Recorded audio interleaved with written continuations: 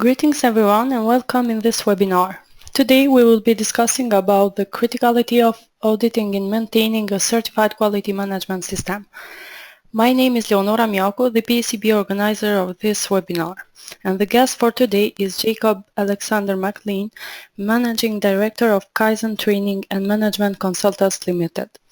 Please write your questions and comments in the question box in the right-hand control panel, and Jacob will answer to them accordingly. Please, Jacob, you may start the presentation. Thank you. Hello everyone. Welcome to the webinar.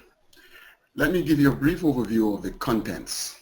We will look at an overview of management system auditing, audit criteria, maximizing audit value through risk-based thinking, risk in the ISO draft standard 9001-2015, risk-based auditing, principles of auditing, competence in auditing, the purpose of quality management system auditing, some benefits, and some of the key points, followed by references.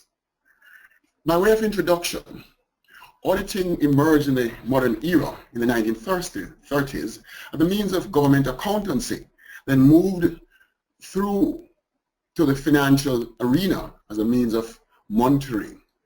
It later evolved as an indispensable tool in manufacturing. With the growth and development of the International Organization for Standardization, which is following its inception in 1947, worldwide recognition of standards, especially ISO 9001, has given rise to the need for a robust auditing program that verifies conformity and effectiveness of management systems. In fact, many of the tools and techniques of auditing remain the same, regardless of the type of auditing being performed. But what is management system auditing? ISO 2011 defines an audit as a systematic, independent, and documented process for obtaining audit evidence and evaluating it objectively to determine the extent to which audit criteria are fulfilled. Some keywords there: systematic, independent, documented. Keywords. Audits are independent, unbiased, fact-finding exercises that provide information for decision making. There are different types of audits. The external audit. This includes second and third party audits. The second party audits are those conducted by parties that have an interest in the organization. These are like customers and others who may do it on their behalf. The third party audits are those conducted by independent auditing organizations. These may be the government or organizations which provide certifications. Combined audits are those which combine different management systems in their focus. For example, quality and environmental, or in combination with occupational health and safety. The process audit is another type of audit. It provides verification that process procedures do in fact exist, are correct, and are being followed. They check whether process is in conformance with requirements and may be used to investigate the entire process or a subset of it or an action within the process. Boundaries for process audits are strictly defined. Then there is the internal audit, which I consider quite critical in both the initial stages of certification as well as maintaining continuing certification to any standard. In particular, we're looking at the ISO 9001 Quality Management System standard. They're sometimes called first-party audits. They are conducted by the organization itself. Usually there's a team of internal auditors, or it could be just one person or two persons. It's done on behalf of the organization by these persons with a view to reviewing the internal processes within the organization. They are done to confirm effectiveness of the management system and to obtain information for its improvement. Let's think about audit criteria, the standards to which audits are done. They can be focused on conformance to requirements, project milestones, results of improvement initiatives, or adherence to procedures, timelines, and other standards or criteria. Where do they come from, these audit criteria? Well, there are various sources. Legal and regulatory requirements. These are the legislation, the governing legislation within the particular jurisdiction. Customer contracts, the ISO standards, organizational policies, procedures, or work instructions, as the case might be. There are different categories of audit criteria. There are reference standards, for example. These are external to the organization. These might include regulations, the contracts, the ISO standards. They establish minimum requirements. Performance standards, on the other hand, are internal documents, such as your operating procedures, or SOPs, work instructions, or even drawings or other documents which describe how requirements will be met.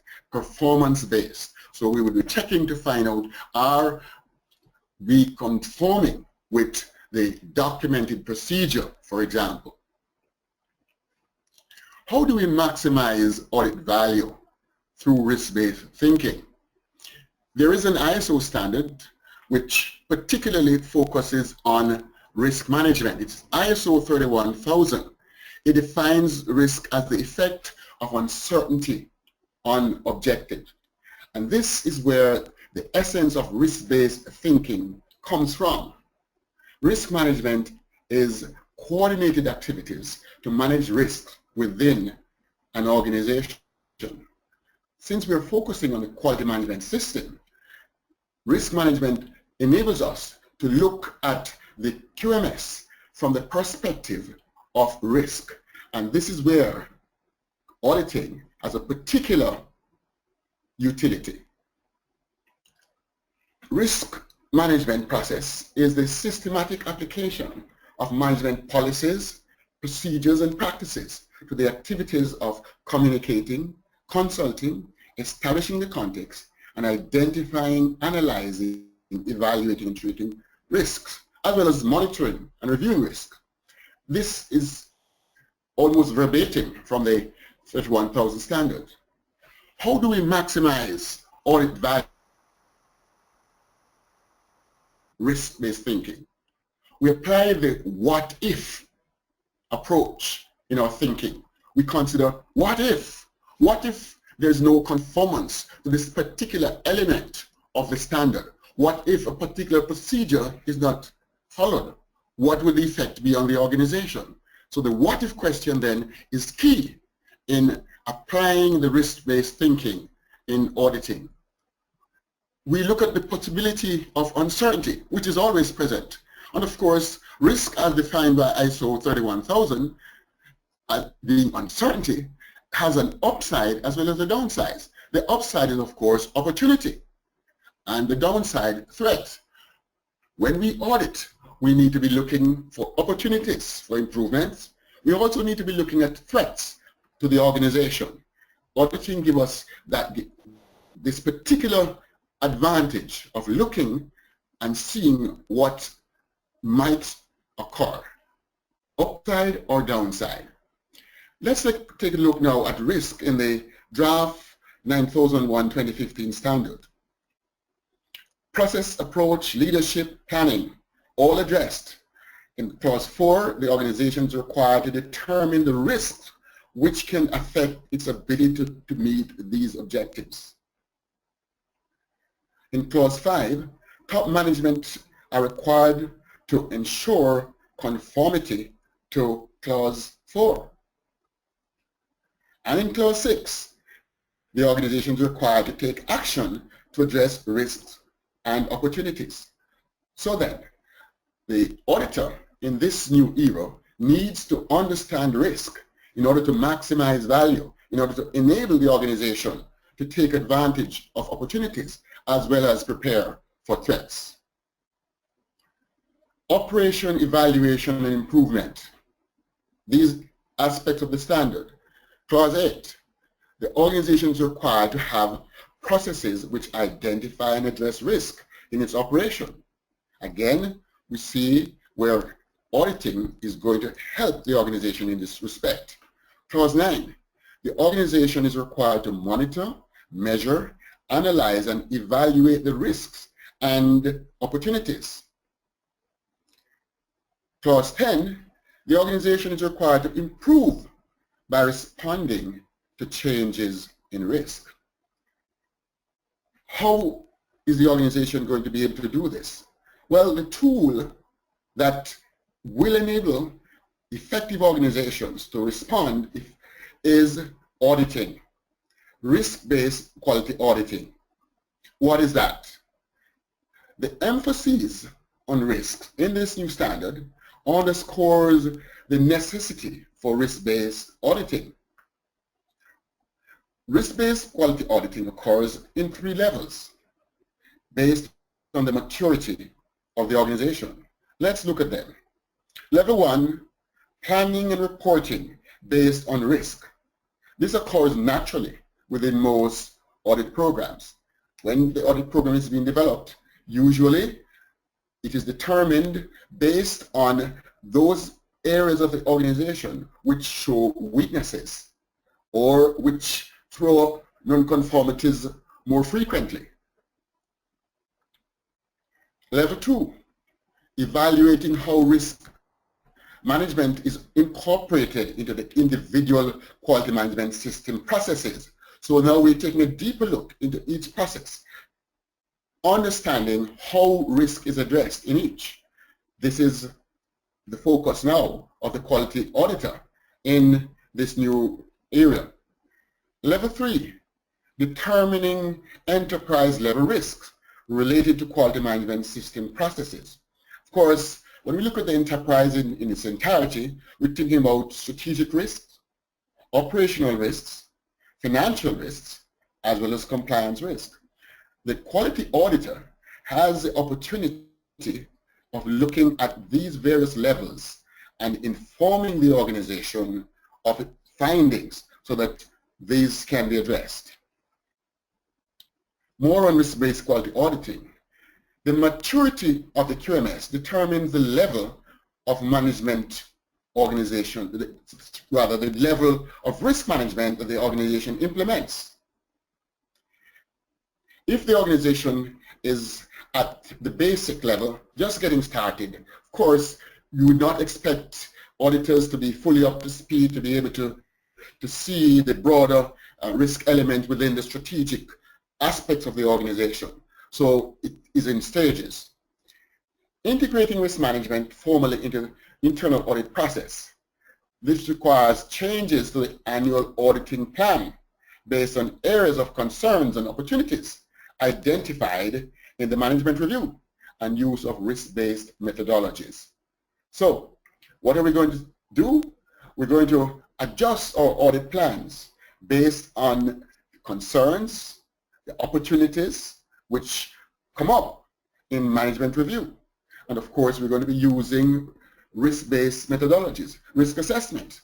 For instance, identifying the risk, analyzing the risk, evaluating the risk, and then determining mitigation measures. Utilizing definitions and methodology for classifying audit findings based on previously determined risk assessment matrix. This is a key point. Risk assessment matrix would of course determine what risk is considered high, low, medium. So auditors trained in risk-based auditing will be able to utilize an existing risk matrix in classifying their findings. And of course, the classification of the finding will determine the attention. So a low risk would not get attention, but a high to medium risk, a medium to high risk rather, would certainly get focus. So this will direct the resources of the organization and enable focus so that the organization can do the right thing at the right time. Reporting audit results and recommendations based on audit findings that reflect risk assessment. And this risk assessment would have been determined during the audit process. So the auditor now needs to be very conscious of risk, understand the elements of risk, and incorporating in reporting findings. Let's now look at the principles of auditing. And these are well documented in ISO 19011-2011. Integrity. This, of course, is the foundation of professionalism. And auditors, whether external, internal, need to be professional. This, of course, is almost self-explanatory. Fair presentation, the obligation to report truthfully and accurately. This is sacrosanct in auditing, absolutely necessary. We must report what we see. We must not in any way change what exists. Of course, it's impossible to see everything because an audit is really a snapshot at a point in time. And this caveat must be mentioned. Due professional care, the application of diligence and judgment in auditing. Again, very essential. Confidentiality. This hinges on information security. We do not pass information. Our clients depend on us. And whether internal or external, even within the internal auditing process, it is necessary to treat information confidentially. So we don't move from one department and tell another department what's happening, and because this could cause bad blood.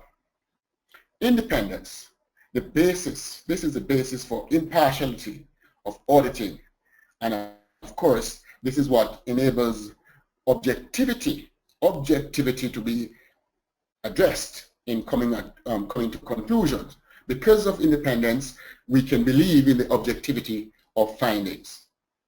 Evidence-based approach. This speaks to the rational method for reaching reliable and reproducible audit conclusion in a systematic audit process. Evidence-based. Let the data speak. Do not bring opinions or feelings to bear. Of course, auditors need to be competent. Auditing requires competence, the application of knowledge and skills, behaviors that are appropriate. Certification of auditors is based on relevant training and experience. And this is where PECB comes in. This is their forte. Training appropriate in the developing of auditors from internal auditing through to certification as a lead auditor. To be effective, auditors must engage in continual improvement through study and practice. This is borne out in the fact that the certified auditor has to engage in continual education so as to remain certified. What's the purpose of quality management system auditing? We've been talking about auditing. Why? Why is it so important? It is fundamental, and there are some questions here that we must consider. Are requirements being met? Auditing will ferret that out. Are there opportunities for improvement? Again, the audits will bring this out. So we're not looking for non-conformity. We're in fact looking for conformity. But if non-conformity does arise, they will be reported fairly. And of course, opportunities for improvement will also be reported. Determination of implementation and effectiveness of the quality management system. This is, again, the key. How are we going to know if the quality management system is effective? Auditing. So the auditor is asking a question. He or she is looking to determine are results being met? Are goals being achieved? Are we doing what we say we will do? Which is a maxim in ISO. Provision of leading as well as lagging indicator. So the audit will look at what was done and will provide information. on that. Was conformity achieved?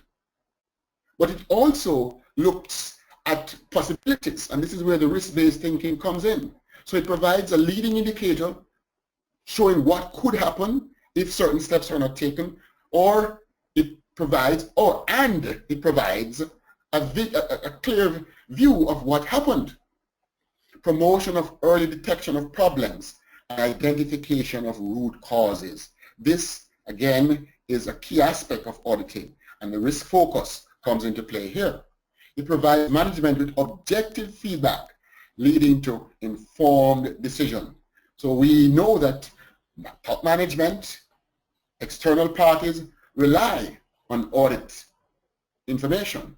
Hence, we know that it's fundamental that we focus on the key qualities, the objectivity, the independence. Some specific purposes. Audits ensure fitness of products for use. Yes. Adequate written procedures exist and are being utilized. It ensures that there is regulatory compliance. It identifies deficiencies in the products as well as the management system. It determines conformance with specifications. Quite a lot there. It ensures corrective action is taken and results verified as effective. So we don't just accept, we verify. We trust, but we verify. We want to say to the auditee, show me. The burden of proof then is on the auditee. Information to identify and reduce risk is obtained through the audit process. Organizations' resources are effectively and efficiently utilized. The audit seeks to find this out. Are resources being used? In the first case, is it available? Are the required resources available? And then are they being effectively utilized, effectively and efficiently utilized? It determines or ensures existence of standard organizational practice and continual improvement. One could almost say that auditing is a panacea, but of course we know it is not, but it is a key tool in the arsenal of the quality management system. So more benefits, broader focus at the organizational level, information for management decisions, potential risk identified, assessment of resource capabilities, people as well as equipment, identification of cost reduction opportunities, maintenance of customer goodwill. This last point is key. Customers rely on sound audits. When the external customer or stakeholder knows that the organization has a robust system of auditing, that ensures confidence in the organization. At the business performance level, auditing ensures cost control, opportunity identification, risk management, and continual improvement. Some further benefits. Improvement in system effectiveness, discovery of potential efficiencies in interrelated processes. Because, for instance, the internal auditor has the opportunity of auditing different processes within the organization and is like a consultant. So whereas the external auditor cannot consult, the internal auditor is somewhat different. Best practices can be voiced, can be recommended, as the case might be. Improvement in process effectiveness through examination of the interactions with other processes and resources and controls utilized. Improvement in performance measurement. This entails provision of timely information to top management. Facilitation of changes that lead to greater effectiveness.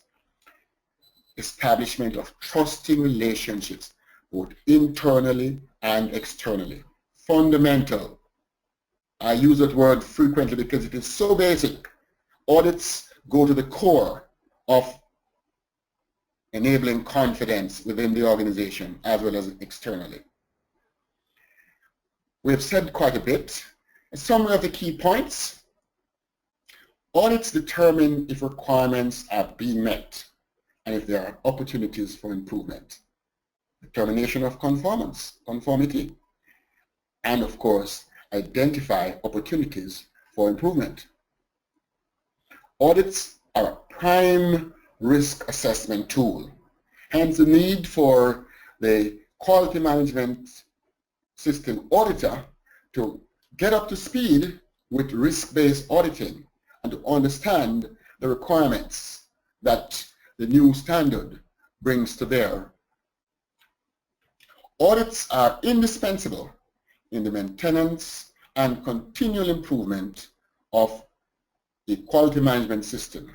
And in particular, our focus today is on the ISO 9001 quality management system. This is a standard that has been most adopted worldwide.